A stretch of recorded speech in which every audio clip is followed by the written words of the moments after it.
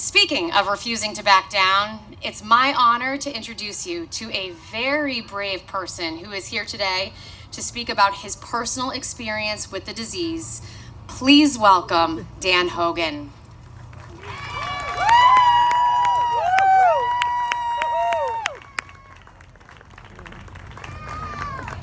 Wow.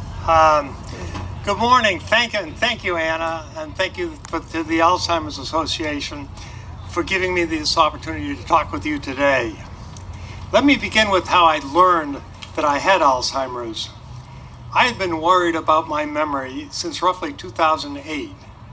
However, a full neuropsychological exam in 2012 indicated no problem. A second one 10 years later found mild cognitive impairment, but the doctor said emphatically, no Alzheimer's. Then in early 2023, after an amnesic episode, I underwent a full neurological workup. Part of that was a lumbar puncture to test for the two protein biomarkers for Alzheimer's, amyloid plaque and tau tangles. I waited anxiously for the results. They finally came on a late Friday afternoon in an email from Mass General. There was little text, only a sizable graph. Unfortunately, that chart said it all. I was in the lower right corner, the worst place to be. In fact, for tau, on the x-axis, the number was so bad it was literally off the chart. My neurologist was not available until the middle of the next week to help me deal with it. I can't tell you how extremely depressed, anxious, and helpless I felt. And then to make matters worse, further testing revealed that along with Alzheimer's, I also had Lewy body disease and cerebrovascular disease. The three top dementias. My depression only deepened. But one day, in the months that ensued, I awoke to an epiphany. I realized that apart from some memory loss, I was still functioning pretty well. And it came to me that I had a new purpose in life, to help remove the stigma around Alzheimer's and do what I could to help others in battling this terrible disease. I also had newfound hope and optimism. I thought to myself, in 5 years, if I was still healthy for some reason, wouldn't it have been a pity to have wasted all that time feeling depressed and upset? And I know that having hope and optimism help with positive outcomes. My depression and feelings of helplessness largely disappeared. Since then, my life has felt rich and rewarding.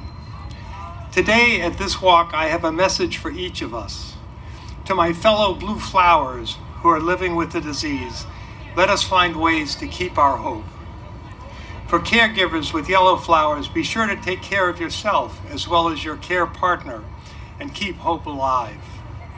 For orange flowers supporting the cause, such as medical practitioners treating patients or scientists working on a treatment or cure, may you have success in your efforts and be sure to keep hope alive.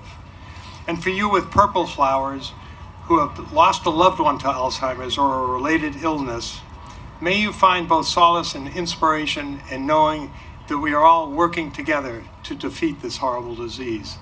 And may you keep your hope alive. Let us not forget the symbolism of the new white flower, which represents the first survivor of the disease. I myself have never felt so positively about the future. Today we are here to support the Alzheimer's Association. Its mission, and I quote, is to lead the way to end Alzheimer's and other dementia by accelerated global research, driving risk reduction and early detection, and maximizing quality care and support. It's so wonderful to hear that we've reached our Greater Boston Walk goal of 1.4 million. But I don't think we can ever exceed the need for more funding. So let's surpass that 1.4 million by as large an amount as possible so that we can reach our $1.6 million goal. In closing, for me, the Alzheimer's Association has been incredibly sustaining and providing a positive environment, one where I feel immensely cared for. I'd like to see all of us not just walking together physically, but spiritually as well, marching as one large group battling this dreaded disease, marching as one united body with the common goal of a future without Alzheimer's and all other dementia. Thank you and God bless.